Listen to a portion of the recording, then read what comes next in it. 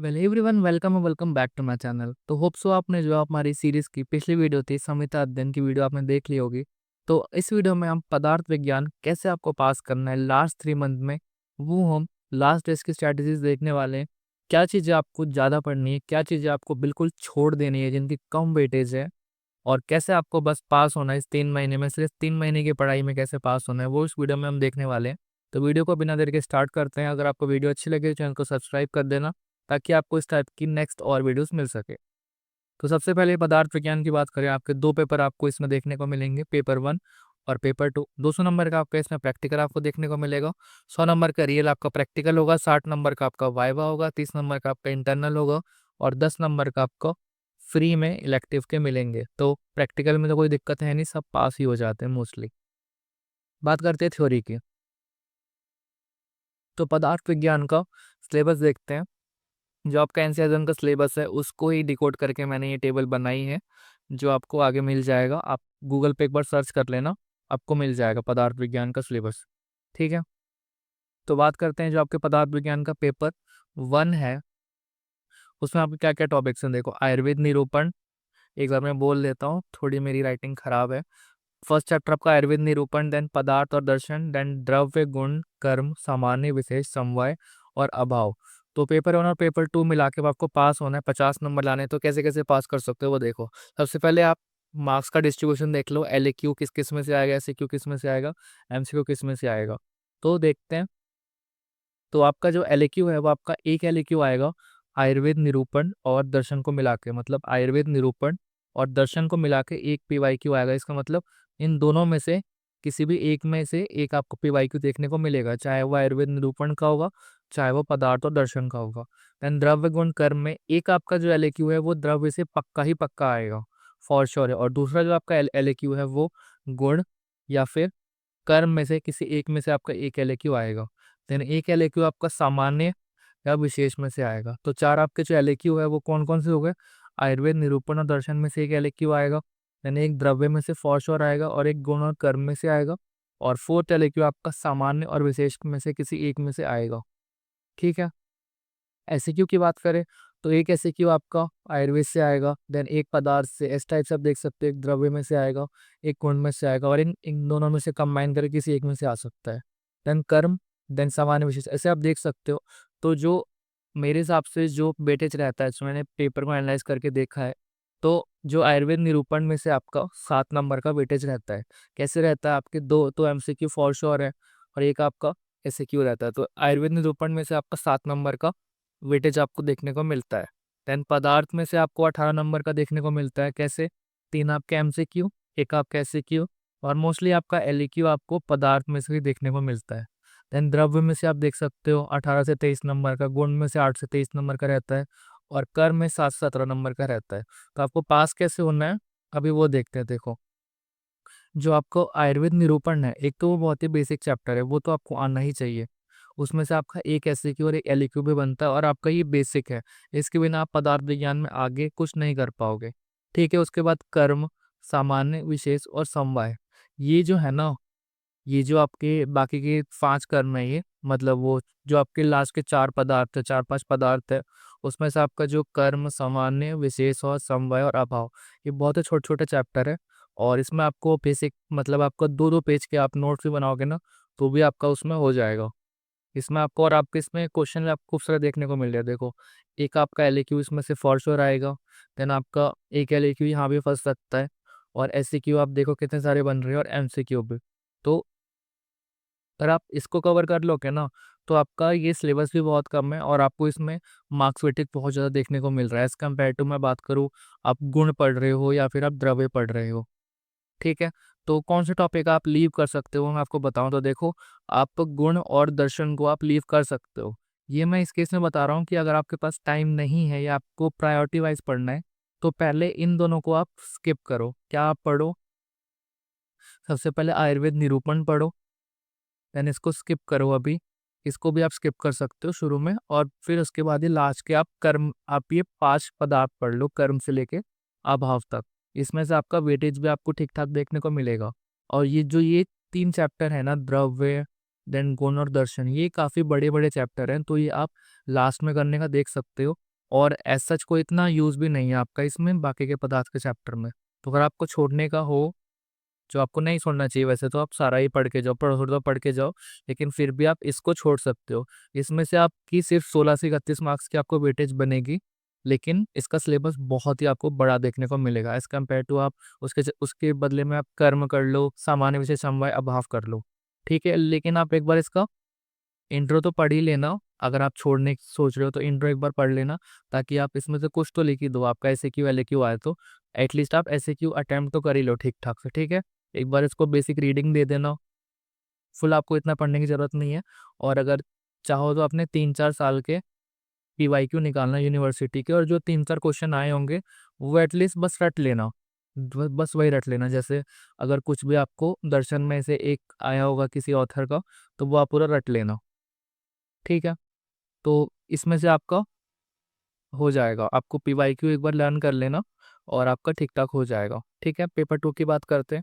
तो पेपर 2 आपका ज़्यादा स्कोरिंग होता है। पेपर 1 डिफ़िकल्ट होता है थोड़ा, क्योंकि वो एकदम अलग टाइप की नॉलेज भी मिलती है आपको। आपको दर्शन पढ़ने को पड़ेंगे, स्कूल ऑफ फिलॉसफी पढ़ने को, आपको अलग कॉन्सेप्ट देखने को मिलता है। लेकिन पेपर 2 में थोड़ा हम रियल लाइफ से थोड़ा बहुत रिलेट कर सकते हैं। मैं पूरा नहीं कहूँगा, ये भी काफ़ी एकदम आइसोलेटेड एलियन टॉपिक ही है, लेकिन फिर भी आपको मेथड ऑफ एग्जामिनेशन पढ़ोगे थोड़ा रिलेटेबल होता है। तो पेपर 2 में आप मान के चलो आपको एटलीस्ट 60 स्कोर करना है। अगर आपको पास होना है, 100 लेके आने हैं, तो पेपर 2 अब में आपको ज़्यादा मार्क्स लेके आने हैं। तो पेपर 2 में बात करें तो एक एलएक्यू आपका प्रमाण और आप्तोपदेश में से आएगा, जिसमें से आपका मोस्टली तो प्रमाण से भी देखने को मिलता है, क्योंकि प्रमाण एक बेसिक पड़ जाता है, सबको आता ही है। तो अगर आपके प्रमाण में से आता है ना, तो आपके लिए और अच्छा रहेगा। एक आपका एलएक्यू प्रत्यक्ष में से आएगा, एक एलएक्यू आपका अनुमान में से आपको देखने को मिलता है। देन युक्ति और उपमान में से कोई भी एलएक्यू नहीं है, और कार्य कारण सिद्धांत में आपको एक एलएक्यू देखने को मिलता है। देन एसएक्यू भी आप देख सकते हो ऐसे ही।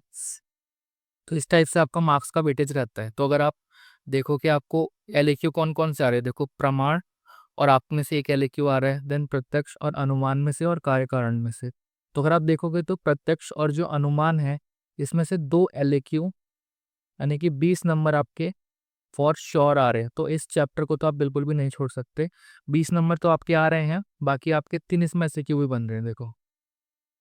ठीक है, मोस्ट इंपॉर्टेंट टॉपिक्स की बात करें कि ये आपको करने ही करने हैं अगर आपको पास होना है। तो देखो, जो प्रमाण चैप्टर है, फर्स्ट चैप्टर है, वो तो आपको आना ही चाहिए, क्योंकि वही बेसिक है। 4 प्रमाण जो पढ़ोगे उसके लिए प्रमाण का बेसिक तो आना ही चाहिए।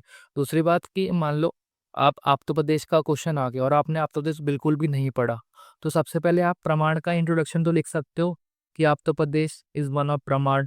फिर आप प्रमाण की डेफिनेशन लिखो, प्रमाण की निरुक्ति लिखो, परीक्षा की जो डेफिनेशन आयुर्वेद चरक संहिता में दे रखी है वो लिखो। ये प्रमाण के फिर 4 टाइप्स होते हैं। तो एटलीस्ट आपको कुछ नंबर तो मिलेंगे, 2-3 नंबर तो मिलेंगे प्रमाण का, आप कहीं भी लिखोगे तो। दूसरी बात, प्रत्यक्ष और अनुमान बहुत इंपॉर्टेंट चैप्टर है। मैंने बताया कैसे इंपॉर्टेंट है। एक तो इसमें से 2 आपको एलएक्यू देखने को मिलेंगे फॉर श्योर, और 3 आपको एससीक्यू देखने को मिलेंगे। अगर आप ये दोनों चैप्टर कर लोगे ना, तो आपके 20 नंबर एलएक्यू में से आएंगे और 15 नंबर एसएक्यू में से आएंगे और 5 नंबर आपके एमसीक्यू में से आ जाएंगे। मतलब गिन लो, 20, 30 और 40 नंबर आपका सिर्फ और सिर्फ इन 2 चैप्टर में से आएगा। और बड़े चैप्टर हैं, पर इतने भी बड़े चैप्टर नहीं है, आपको थोड़ी मेहनत लगेगी, और 40 के 40 नंबर आपको इन 2 चैप्टर में से देखने को मिलेंगे। ठीक है, नेक्स्ट युक्ति और अनुमान की बात करें तो युक्ति और अनुमान बहुत ही स्मॉल स्मॉल टॉपिक है। ये जो युक्ति और उपमान, ये जो युक्ति और उपमान जो 2 पदार्थ हैं, ये बहुत स्मॉल स्मॉल टॉपिक है। मतलब आपको मुश्किल से 2-2 पेज लगेंगे इसे पढ़ने में, और मुश्किल से 2 घंटे भी नहीं लगेंगे। लेकिन आपको इसमें से 2 एमसीक्यू आराम से देखने को मिलेंगे और 4 एमसीक्यू। मतलब बहुत ही स्मॉल स्मॉल टॉपिक है, आपको अच्छे मार्क्स आप इसमें स्कोर कर सकते हो। ठीक है, इंपॉर्टेंट चैप्टर आप समझ गए। अब बात करते हैं, आप अगर आपको लीव करना है, आपके पास टाइम नहीं है या प्रायोरिटी वाइज आप पढ़ रहे हो, तो क्या आप लीव कर सकते हो, है ना। सब पढ़ने की जरूरत नहीं होती। बहुत लोग जो होते हैं ना, वो सब पढ़ने के चक्कर में ही फेल होते हैं। वो सब पढ़ेंगे, सब पढ़ेंगे, सब डीप में पढ़ेंगे, और एंड में जाके उनका कोई भी चैप्टर अच्छे से तैयार नहीं होता। लेकिन अगर आप अच्छे से पढ़ोगे, जो मैं बता रहा हूँ, इनको अच्छे से तैयार करोगे, तो आपका इसमें से कुछ भी नहीं छूटेगा। अच्छे से तैयार करोगे, कुछ भी नहीं छूटेगा। और बाकी लोग क्या करते हैं, सब पढ़ेंगे और क्वेश्चन आता है लास्ट में, रिवाइज ही नहीं उनका इतना सारा हो पाता, क्वेश्चन प्रैक्टिस ही नहीं हो पाती, लास्ट में जाके लिख ही नहीं पाते। पढ़ा उन्होंने सब है, लेकिन लिखना ही नहीं आ रहा। क्योंकि चीज़ों को बार बार रिवाइज नहीं किया। सब पढ़ोगे तो इतना रिवाइज कैसे करोगे, टाइम अगर कम है तो। कम पढ़ो और उसे बार बार रिवाइज करो कि वो क्वेश्चन अगर आए, जो मैंने पढ़ा है वो आएगा तो मैं करूँगा कुछ भी हो जाए। ऐसे करना है आपको, ठीक है। तो कौन से टॉपिक आप छोड़ सकते हो, देखो कार्यकारण आप छोड़ सकते हो। इसकी वेटेज काफ़ी अच्छी है, 18 नंबर की वेटेज है। पर ये काफ़ी डिफिकल्ट चैप्टर है, मतलब इसको आपको पढ़ने में काफ़ी काफ़ी टाइम लगने वाला है, और ये कॉन्सेप्ट भी बहुत डिफिकल्ट है।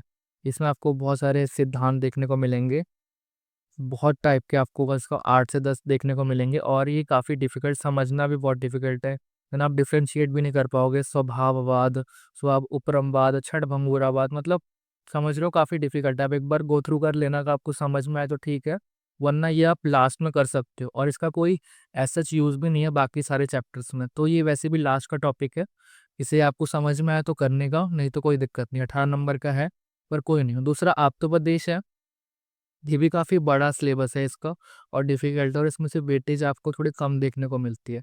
तो मैं ये समझाना चाह रहा हूँ कि अगर आप इसे छोड़ भी दोगे, तो आपका कितने नंबर का जा रहा है? 26 से लेके 38 नंबर का आपका जा रहा है, और वो भी जब आप पूरा छोड़ दोगे। मैं कह रहा हूँ कि छोड़ना है तो आपको छोड़ना तो है ही, लेकिन आपको एक बेसिक रीडिंग तो करनी ही है। शुरू का जो फर्स्ट सेकंड पेज है वो सबका आपको पढ़ना ही है। आप्तोपदेश का भी पढ़ना है, इसकी मतलब क्या है, इसके टाइप्स क्या है, थोड़ा बहुत आपको लिख दोगे ना तो आपका एससीक्यू वैसीक्यू में थोड़ा बहुत निकल जाएगा। आप्तोपदेश की डेफिनेशन तो याद कर ही लो कम से कम। तो इतने नंबर का है तो, पर आपका इसमें से 5-10 नंबर का आप एटलीस्ट लिखोगे तो आपके आ जाएंगे। ठीक है, और ये सारी चीज़ें मैंने आपके सिलेबस से ही उठाई है। अब एक और चीज़ मैं डिस्कस करना चाहता था कि बहुत से लोग पूछते हैं कि भैया ये जो चैप्टर है इसमें से हम पढ़ें क्या? कोई मराठी बुक से पढ़ रहा है, कोई इंग्लिश से पढ़ रहा है, कोई हिंदी से पढ़ रहा है, लेकिन हम पढ़े क्या? कौन से टॉपिक्स हमें पढ़ने हैं? क्या एग्जाम्स में आएँगे? तो वही आपके सिलेबस में दे रखा है। एग्जाम्पल से अगर मैं बताऊँ, आयुर्वेद निरूपण अगर आपका पेपर 1 का फर्स्ट चैप्टर है, तो इसमें से आपको क्या-क्या पढ़ना है, ये एनसीईआरटी ने खुद बता रखा है। क्या आपको पढ़ना है? लक्षण ऑफ आयु क्या है, कंपोजिशन ऑफ आयु क्या है, द लक्षण ऑफ आयुर्वेदा क्या है, डेफिनेशन ये सब आपको पढ़ना है, स्वरूप एंड प्रयोजन ऑफ आयुर्वेदा, है ना, स्वरूपम, ये डेफिनेशन ऑफ आयुर्वेदा तो आपको सब में आपको पढ़ने को मिलेगी, हिताहितम सुखम दुखम। एंड प्रयोजन ऑफ आयुर्वेदा क्या है, स्वस्थ स्वास्थ्य रक्षणम, आतरस विकार प्रशमनम च, ये सारी चीजें। तो ये जो इंडेक्स में आपको दे रखा होता है, ये टॉपिक्स आपको मस्ट आपको पढ़ने ही है, कोई सी भी आप बुक से पढ़ो। एंड आप जब आगे स्क्रॉल करोगे आपको इस टाइप से चैप्टर आउटकम आपको देखने को मिलेंगे कि इस चैप्टर को पढ़ने के बाद आपको ये चीज़ें आनी ही चाहिए, और जो क्वेश्चन एग्जामिनर बनाता है ना, वो इसमें से ही बनाता है। कैसे बनाता है? जो आप पेपर उठाओगे तो आपको जो क्वेश्चन मिलेगा वो इनमें से ही कोई एक देखने को मिलेगा। जैसे मैंने कर्म चैप्टर उठा रखा है, तो कर्म में से आपको बेसिकली ये क्वेश्चंस के आंसर आने चाहिए। इसमें से भी आपके ना 3 टाइप के आपको देखने को मिलते हैं, यहाँ पर आप देखोगे तो दिख रहा है आपको, must know, desirable to know. तो एक आपका होता है मस्ट नो, एक आपका होता है डिजायरेबल टू नो, और एक होता है नाइस टू नो। वो आपको सबसे समझ में आ रहा होगा मतलब से कि मस्ट नो का मतलब है कि ये तो आपको आना ही चाहिए, मतलब ये एग्जाम में आएगा।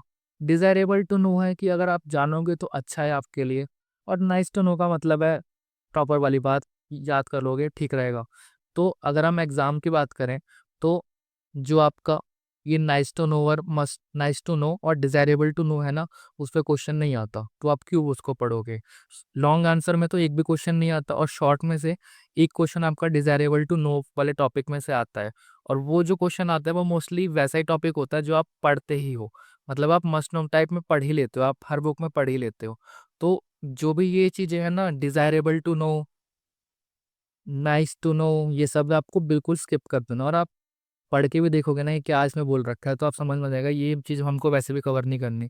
रिसाइट द वर्सेस फ्रॉम तर्क संग्रह चरक संहिता कुछ भी नहीं है। डिस्कस प्रिंसिपल एग्जाम्पल, ऑब्वियसली इसका कोई आपका प्रैक्टिकल यूज़ नहीं आने वाला आपकी थ्योरी में। तो मैं ये कह रहा हूँ आप कोई भी चैप्टर पढ़ो, जैसे कर्म पढ़ रहे हो तो एक बार उसकी ये पीडीएफ खोलो और देखो कि क्या क्या चीज़ें हमको पढ़नी है, या पढ़ने के बाद देखो कि क्या मेरे को इन क्वेश्चन के आंसर आ रहे हैं, क्योंकि यही क्वेश्चन आगे जाके आपको रिटर्न में देखने को मिलते हैं। क्वेश्चन जो आता है आपके पेपर में वो इन्हीं टॉपिक से आता है। डिफाइन कर्म अकॉर्डिंग टू वेद दर्शन आयुर्वेदा, ये आप आंसर कर पा रहे हो तो आपने चैप्टर ठीक पढ़ा है। कंपेयर द कर्म लक्षण, ये क्वेश्चन आ सकता है, ऐसे ही क्वेश्चन आपके रिटर्न में देखने को मिलते हैं। तो समझ में आ गया आपको इतना सब कुछ? तो अगर आपको वीडियो अच्छी लगी चैनल को सब्सक्राइब कर देना, ताकि आपको इस टाइप की और वीडियो मिल जाए। और नेक्स्ट आपको कौन सा सब्जेक्ट चाहिए पास करने के लिए वो आप एक बार कमेंट कर देना।